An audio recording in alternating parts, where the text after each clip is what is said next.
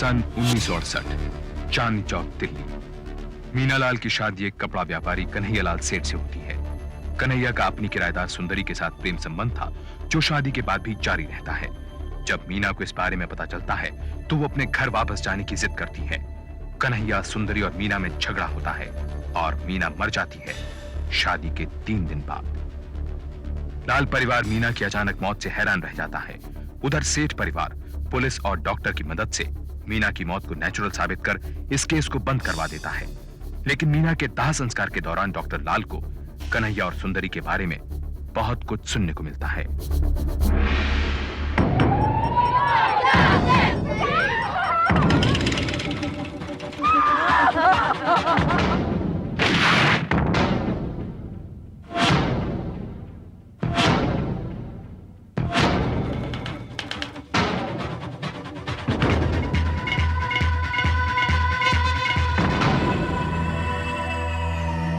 Start करने लगे कि उन्होंने मीना की मौत की रात कुछ देखा या सुना था, लेकिन सभी लोगों ने पराई आग में हाथ जलने के डर से अपने दरवाजे उन पर बंद कर दिए।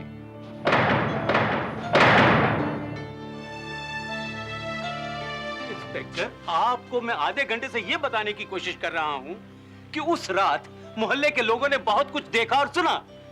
आप एक बार मेरे साथ चल के मोहल्ले के लोगों से बातचीत क्यों नहीं कर लेते? क्या बात करूं कि आपके दामाद का उस लड़की के साथ चक्कर था या नहीं, और अगर था मिस्टर लाल तो आपने एफआईआर में दर्ज क्यों नहीं करवाया? इंस्पेक्टर, एफआईआर दर्ज कराते हुए मुझे इस बारे में जानकारी नहीं थी। आई एम सॉरी, इस वक्त मैं कुछ नहीं कर सकता। I am of duty. Inspector, मेरी बेटी की मौत के जिम्मेदार आप सब लोग हैं। मैं एक को नहीं छोड़ूंगा, सबको देख लूंगा।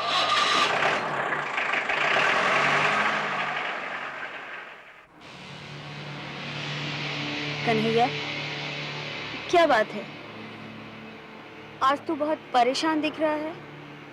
तू समझती नहीं है, पूरे मोहल्ले भर में थू-थू हो रही है। तुझे प्यार सूझ रहा है। मुझे तो तेरे इरादे नेक नहीं लग रहे। कहीं तेरा मन तो नहीं भर गया मुझसे? क्या बात कर रही है तू समझती क्यों नहीं है? मुसीबत में दिमाग से काम लिया कर, दिल से नहीं। तू 2-3 महीने के लिए अपने किसी रिश्तेदार के यहाँ क्यों नहीं चली जाती?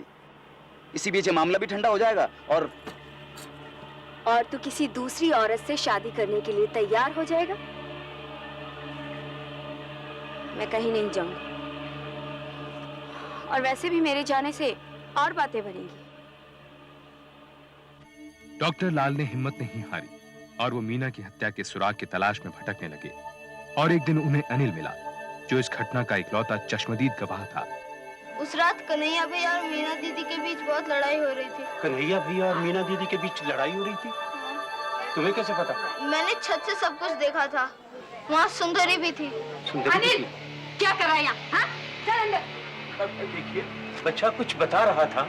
अरे क्या कहेगा? लेकिन इससे पहले कि वो कुछ बता पाता, उसकी मां उसे वहां से ले गई। सुनिए तो, लेकिन अब तक लाल साहब मीडिया से सिर्फ इसलिए बच रहे थे कि उनकी बेटी की मौत एक तमाशा न बन जाए, मगर अब उन्होंने ठान लिया था कि मीना के हत्यारे को सजा मिलनी ही चाहिए। प्रेस में यह मामला तूल पकड़ चुका था। एक्टिविस्ट ऑर्गेनाइजेशंस हरकत में आ चुकी थीं। प्रेस के बढ़ते दबाव और पब्लिक ओपिनियन के मद्देनजर यह मामला सीबीआई को सौंप दिया गया और ये बंद हो चुका केस दोबारा खुल गया। लेकिन तब तक अनिल और उसकी मां ये मोहल्ला छोड़ चुके थे।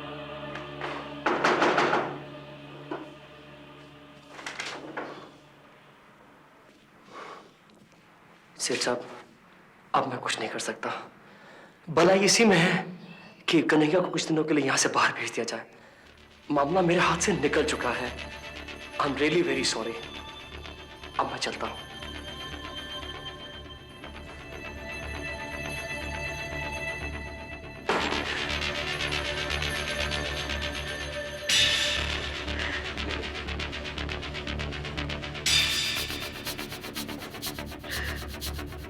नई दिल्ली चला जा और अपने ठिकाने की खबर मुझे देते रहना। तब तक मैं तेरे दुबई के टिकट का इंतजाम करवाता हूँ। और सुंदरी, अभी तुझे उसी की सूझ रही है।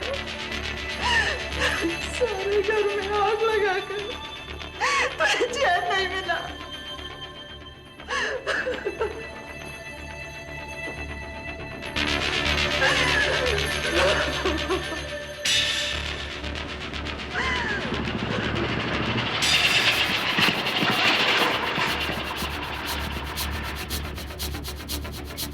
कन्हैया के फरार होने की खबर अगले दिन सारे न्यूज़पेपर्स की हेडलाइंस पर छा गई। प्रेस और एक्टिविस्ट ऑर्गेनाइजेशंस ने सेठ के परिवार के खिलाफ मुहिम छेड़ दी। घर घर जाकर की जाने वाली ये कैंपेन जोर पकड़ गई कि सामने आकर गवाही दो, गवाह का कोई कुछ नहीं बिगाड़ सकता। वो मेरी ही बेटी नहीं थी, वो इस पूरे मोहल्ले की बेटी थी। इन्हीं गलियों में आप लोगों की उंगलियां पकड़कर ही वो बड़ी हुई। आप लोग सब कुछ जानते हुए भी इस मामले में कुछ नहीं बोलेंगे।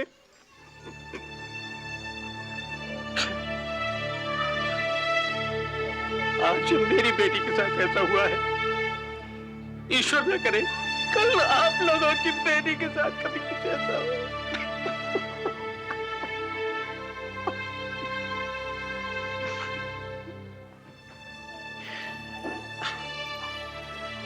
मेरी बेटी को 3 दिन के बाद ही उसकी शादी की उसको मार डाला गया। मैं आप लोगों के हाथ जोड़ता हूं, उसकी मौत की रात अगर आप लोगों में से किसी ने कुछ देखा सुना हो तो ईश्वर के लिए हमारी मदद कीजिए। इन सभाओं और जनता तथा प्रेस के गुस्से से सीबीआई पर मीना की मौत की गुत्थी सुलझाने का दबाव बढ़ने लगा। सीबीआई की तरफ से यह केस भैरव सिंह को सौंपा गया। वो घर घर जाकर चश्मदीद गवाह को ढूंढने की कोशिश करने लगा। कन्हैया तक पहुंचने के लिए उसने सुंदरी का पीछा करना भी शुरू कर दिया।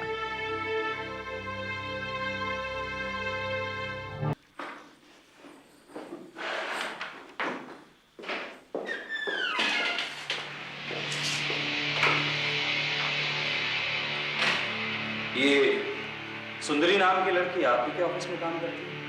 जी हाँ। Inspector Bhairav Singh, CBI crime branch. जी प्लीज बैठिए। देखिए, मैं इस लड़की के डेस्क और ड्रॉर की तलाशी लेना चाहता हूं। मगर बात क्या है? ये लड़की एक मर्डर केस में प्राइम सस्पेक्ट। मैं इसका टेबल देख सकता हूं?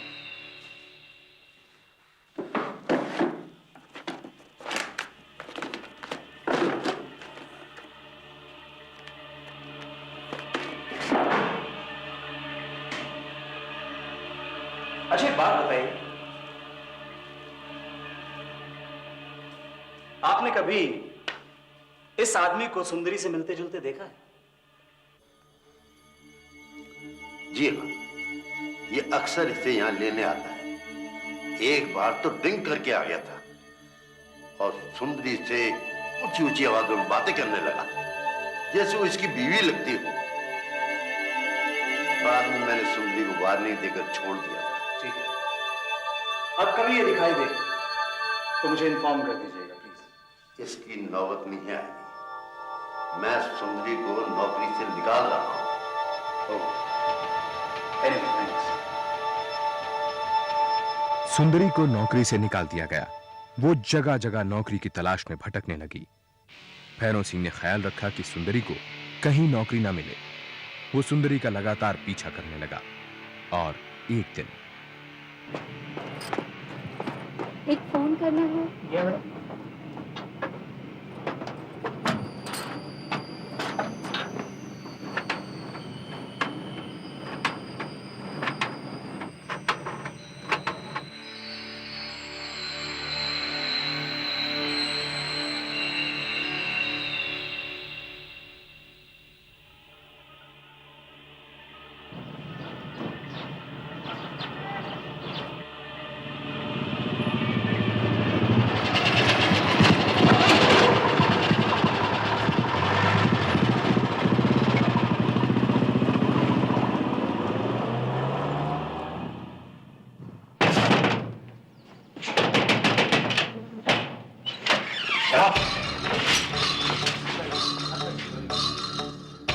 कन्हैया और सुंदरी को गिरफ्तार कर लिया गया। उनसे कड़ी पूछताछ की गई, लेकिन उन्होंने किसी भी आरोप को मानने से इनकार कर दिया। कन्हैया की जमानत नामंजूर कर दी गई, मगर सुंदरी के खिलाफ कोई भी पुख्ता सबूत न होने से उसे शहर छोड़कर न जाने की वार्निंग देकर छोड़ दिया गया और ये केस सेशंस कोर्ट पहुंचा। मीना की मौत के करीब 9 महीने बाद सीबीआई ने उस वक्त के बेहतरीन लॉयर रघुवीर टंडन को अपना वकील नियुक्त किया। कन्हैया की तरफ से वकील थे बलदेव राठौर। कन्हैया ने सुंदरी के साथ किसी भी नाजायज संबंध को झूठा बतलाया। ये सरासर गलत है। शादी से पहले या उसके बाद सुंदरी के साथ मेरा ऐसा वैसा कोई रिश्ता नहीं रहा और शादी में भी वो सिर्फ इसलिए थी क्योंकि वो हमारी किराएदार थी। कन्हैया, मीना के पिता ने तुम्हारे खिलाफ यह इल्जाम लगाया है कि उस रात तुम और सुंदरी दोनों ने मीना से झगड़ा किया और बाद में उसका कत्ल कर दिया। क्या बकवास है ये? उस रात बहुत गर्मी थी, मैं छत पर सोने चला गया। मैंने मीना से भी कहा कि चल छत पर सोते हैं, वो मानी नहीं। सुबह करीब 5 बजे मेरी आंख खुली, मच्छर काट रहे थे। मैं नीचे आया तो देखा मीना पेट के बल लेटी हुई है और उसको दौरे पड़ रहे हैं। मुझे कुछ भी समझ में नहीं आया। मैं नीचे गया घबराकर और बाबूजी को बुला लाया। उन्होंने फिर आकर मीना को सीधे लिटाया। मीना किस हाल में थी? उसके मुंह से झाग निकल रहे थे। और उसकी गर्दन पर कुछ निशान थे? जी नहीं। ये झूठ बोल रहा है। उसकी गर्दन पे निशान थे, शरीर नीला पड़ चुका था और अकड़ गया था। इससे साफ जाहिर था कि मेरे पहुंचने से 2-3 घंटे पहले ही उसकी मौत हो चुकी है और यही वजह थी इन्होंने मेरी बेटी को दुल्हन की तरह सजा रखा था। हमें कुछ छिपाने की जरूरत नहीं थी, बल्कि मीना उस बीमारी से मरी जो लाल साहब ने हमसे छिपाई, एपिलेप्सी। और यही वजह थी कि लाल साहब ने अपनी बेटी की शादी में इतनी जल्दबाजी की। वो बिल्कुल ठीक थी, जल्दबाजी इनकी तरफ से थी क्योंकि इनका लड़का उस लड़की के चक्कर में था जिसे ये फूटी आंख नहीं देखते थे। ये झूठ है। वो बीमार थी। उस रात भी उसने सोने से पहले दवाई ली थी। और सुंदरी के बारे में मैं बता चुका हूं, वो सिर्फ हमारी किराएदार थी। मैंने कभी उससे ढंग से बात तक नहीं की। इस सब के बीच भैरव सिंह ने सुंदरी को फिर पूछताछ के लिए बुलाया। देखो सुंदरी, ये साबित हो चुका है कि तुम दोनों के संबंध थे। उस रात क्या हुआ था, अब मुझे साफ साफ बता दो। देखो सुंदरी, उस रात की तुम्हारी सारी हरकतों का गवाह वो बच्चा अनिल भी। और जिस दिन वो बच्चा मिल गया ना, तब तुम्हें कोई नहीं बचा पाएगा। जिंदगी भर के लिए अंदर जाओगे तुम। उस रात 2 से 3 के बीच जो झगड़ा हुआ था, उस वक्त तुम कमरे में थी? हाँ। और कौन था? मीना और कन्हैया। झगड़ा मीना और तुम दोनों के बीच हुआ था? हाँ, लेकिन मीना उस समय जिंदा थी। फिर मैं और कन्हैया छत पर सोने चले गए। सुबह 5 बजे कन्हैया नीचे आया। उसने मुझे आवाज दी। मैं जब नीचे गई तब तक मीना मर चुकी थी। कन्हैया बहुत डरा हुआ था। सारा तकिया खून और थूक से लथपथ था। उसने कहा मीना दौरे पड़ने से मरी है। कन्हैया के कहने पर मैंने मीना के कपड़े बदले,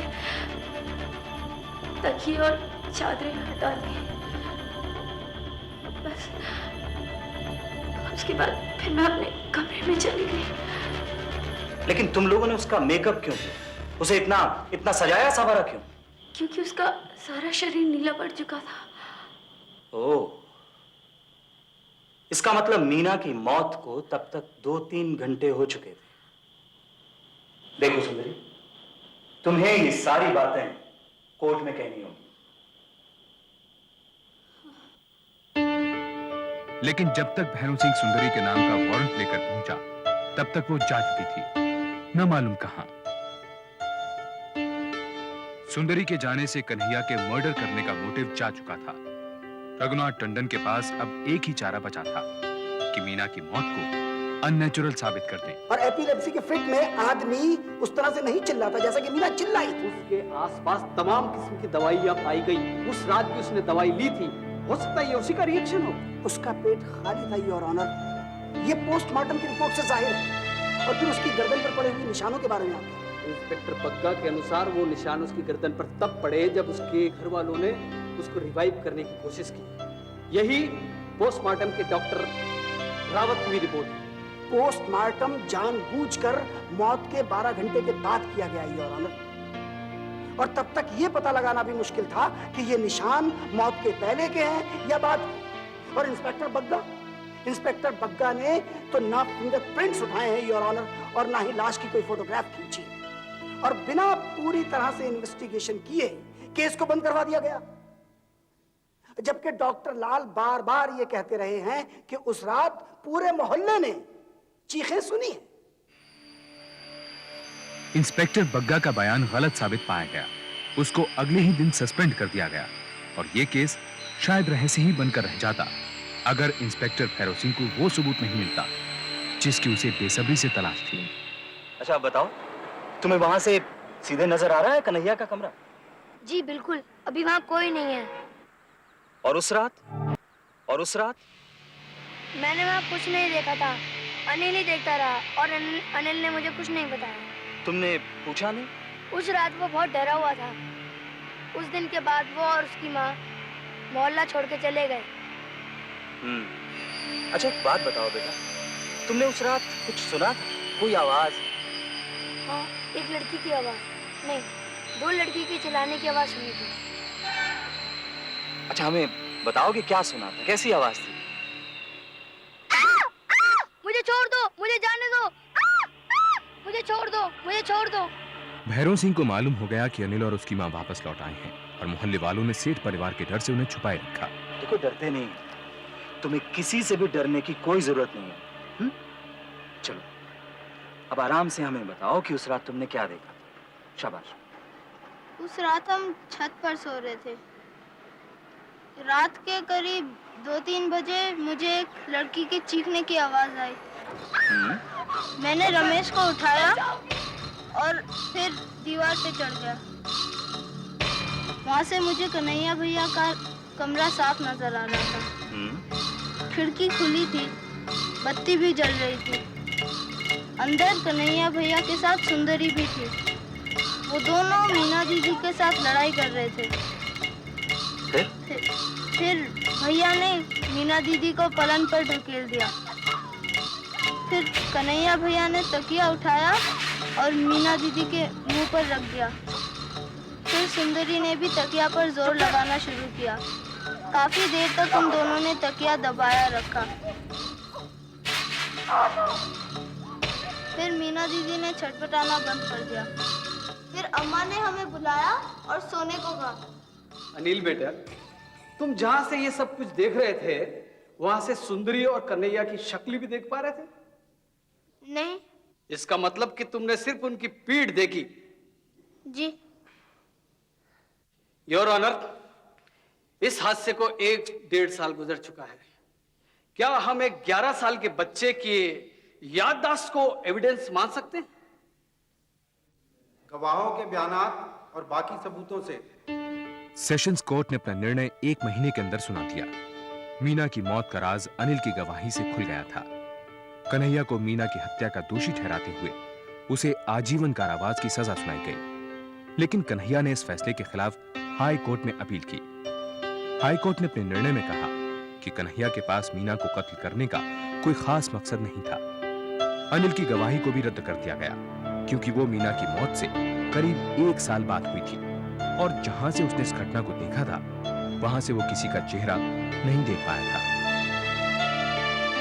जज ने यह भी कहा कि मीना की मौत रहस्य के घेर में रहेगी और शायद मीना की हत्या ही की गई हो। लेकिन कन्हैया को बेनिफिट ऑफ डाउट देते हुए छोड़ दिया गया। तब तक वो 2 साल जेल में काट चुका था।